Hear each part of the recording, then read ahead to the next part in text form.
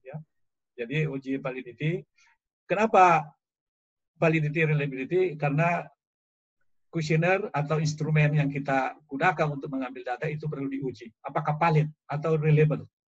Ada alat ujinya, tapi itu juga dari SPSS cukup.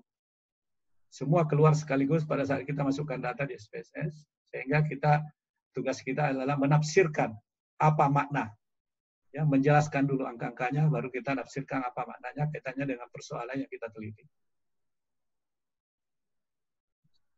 Oke, ini penjelasannya kalau kita membuat. Nah, ini contoh saja langsung. Ini ada satu artikel yang memisahkan antara hasil dan pembahasan. Ini hasil, ada 1, 2, hasil analisis. Yang dijelaskan uji normality, uji asumsi klasik, uji multicollinearity, analisis regresinya, kemudian pengujian model, kemudian yang kelima pengujian hipotesis. Semua diuraikan satu persatu hipotesis kita, tergantung berapa banyak hipotesis. Lalu terakhir baru dibahas. Berarti ini memisahkan antara hasil dan pembahasan. Tapi ada juga artikel tidak dipisahkan, disatukan saja. Jadi begitu menjelaskan setiap variabel sekaligus dibahas apa penyebabnya, kenapa negatif, kenapa positif, kenapa tidak signifikan, kenapa bertentangan dengan penelitian sebelumnya. Nah, ini tentu kita harus paham, kita harus meneliti, paham tentang apa yang kita teliti. Karena setiap tentu unit analisis yang kita lakukan penelitian tentu berbeda maknanya, tergantung persoalan yang kita teliti. Ini menjelaskan satu persatu variabel. Ini hanya contoh dan seterusnya untuk pembahasan variabel yang lain.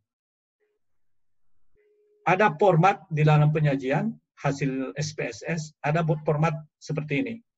Ini penelitian dari Nigeria, dia buat formatnya tabel 1, khusus statistik deskriptif. Format yang kedua dalam bentuk tabel correlation. Tabel 3 model summary-nya. Ini persis sama di SPSS. Ini dari jurnal Nigeria. Tapi ada juga seperti ini dari Scopus. Dia tidak cantumkan lagi ada seperti yang di atas, tapi dia buat tabel sendiri, tapi ini diambil dari hasil SPSS. Hanya saja kalau kita membuat seperti ini, biasanya publisher dia meminta kita kirim ke publishernya perhitungan kita. Meskipun kita tidak cantumkan dalam artikel uji asumsi klasik, tetapi dia minta. Mungkin sebagai pendukung untuk nanti kalau ada yang mempersoalkan.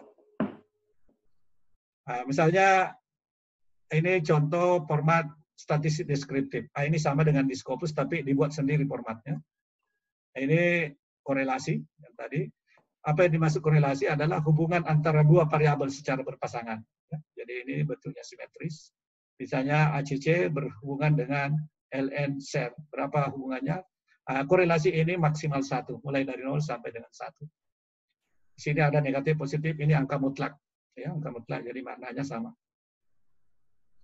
Nah, ini salah satu format lain lagi, yang sama dengan tadi, tapi ini banyak model. Model 1, model 2, model 3, sampai 6. Jadi ada model, biasanya seperti ini kita lihat dependennya berbeda. Di sini menggunakan dependennya ACC, di sini LAACC, di sini DACC, dan seterusnya. Cara mengukurnya berbeda, tapi variabel independennya sama. Jadi dia tidak mencantumkan lagi hasil dari SPSS, tapi dibuat format sendiri. Ini yang banyak dipakai di dalam jurnal internasional. Ini dari Scopus. Nah, ini hasil hipotesis. Ini juga lagi, contoh. Prof. Ya, oke. Sedikit lagi. Ini ada 3 model pengukuran. Ada menggunakan LM, ada menggunakan linear, ada kuadratik. Dicantumkan semua. Yang dipentingkan adalah nilai koefisien dan signifikansinya. Kalau dia bintangnya 2, berarti dia signifikan pada level kesalahan 5%. Kalau bintangnya 3 adalah di bawah 1%. Kalau 1, di atas 5%.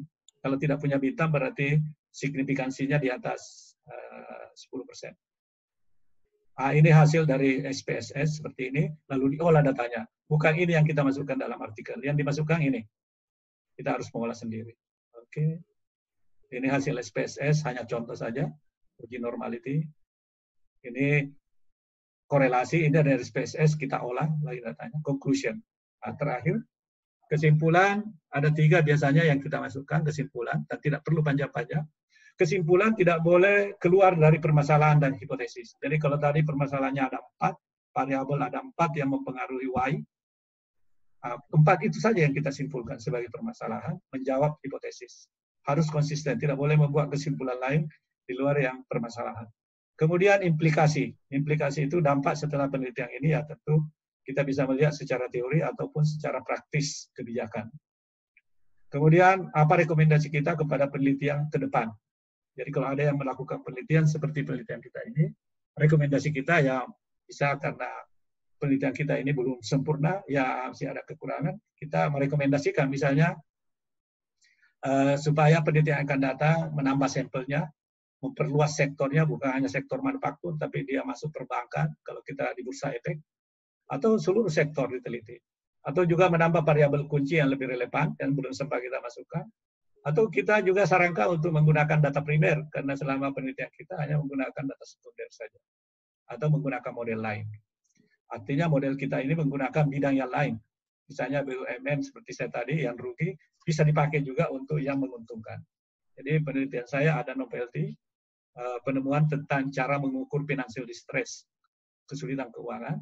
Selama ini yang digunakan adalah diawali dulu dengan Altman, dikembangkan oleh beberapa peneliti sampai tahun 78. Setelah itu terhenti. Dan penelitian berikutnya, financial distress, hanya mengacu pada skor penelitian sebelumnya. Padahal di situ saya melihat banyak kelemahannya. Nah, itu yang saya sempurnakan sebagai novelty untuk dipakai mengukur BUMN mengalami tingkat kesulitan keuangan.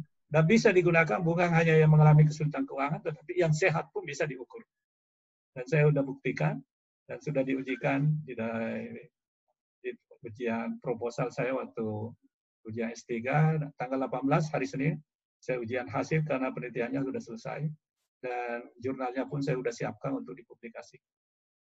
Reference tadi, ini terakhir saya contohkan lampiran 1, Bapak Ibu sekalian, ada 8 halaman. Jadi ini jurnal internasional yang jurnal hanya 8 halaman. Coba kita lihat abstraknya, hanya 85 kata. Ini contoh, saya tidak tulis namanya, menjaga kode etik.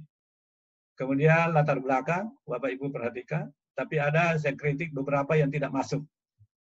Ada yang dia tidak perhatikan, karena tadi ada 7 hal, saya kasih tanda kuning, Bapak Ibu bisa perhatikan. Dia tidak ungkapkan.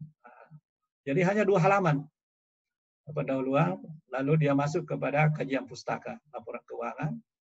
Ini teorinya, agensi teori, dan seterusnya, setiap variabel. Lalu penelitian terdahulu dibuat dalam bentuk tabel, ini satu model juga. Nah, ini kerangka konseptualnya, hipotesisnya terpisah. Hasilnya ini, hasil statistiknya ini yang dia jelaskan, selesai.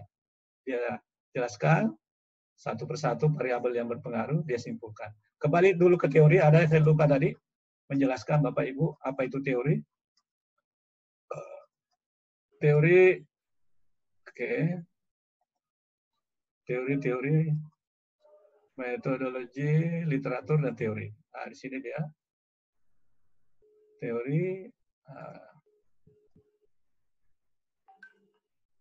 ini hanya menjelaskan. Jadi kita mengenal ada 3 macam teori, ada grand theory, middle range theory, dan applied theory. Jadi Bapak Ibu sekalian, jadi kalau mau memilih teori, boleh memilih grand atau middle range atau applied theory.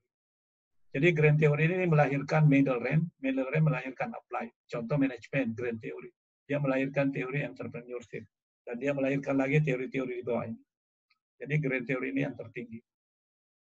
Boleh yang mana kita mau pakai teorinya, cari yang penting relevan. Boleh menggunakan applied theory, atau middle range theory, atau grand theory. Nah, ini ada definisi apa itu grand theory, apa itu middle range, dan seterusnya. Silakan Bapak Ibu baca.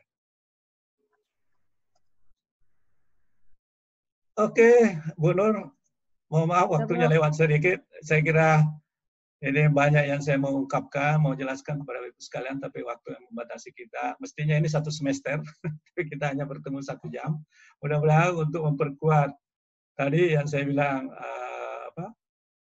yang nomor 4 ini, ya, literatur, ya, hasil, yang nomor 6 dan nomor 5 ini nanti kita akan ada sesi khusus, karena di sinilah tingkat kesulitan yang tertinggi dalam membuat artikel. Tapi kalau kita clear di nomor 6, insya Allah kita bisa membuat jurnal hanya paling lama 8 jam. Saya kalau membuat artikel atau jurnal seminar internasional, paling lama 8 jam.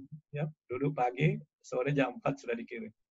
Ya, tapi bukan apa, hanya karena kebiasaan, semua kita sudah punya peralatannya, datanya sudah punya, jadi lebih mudah. Bahkan saya dengan Bu Nur 2 bulan lalu membuat sekaligus 28 jurnal. Jadi sampai sekarang baru 5 yang dipublikasi. Masih ada 23 lagi.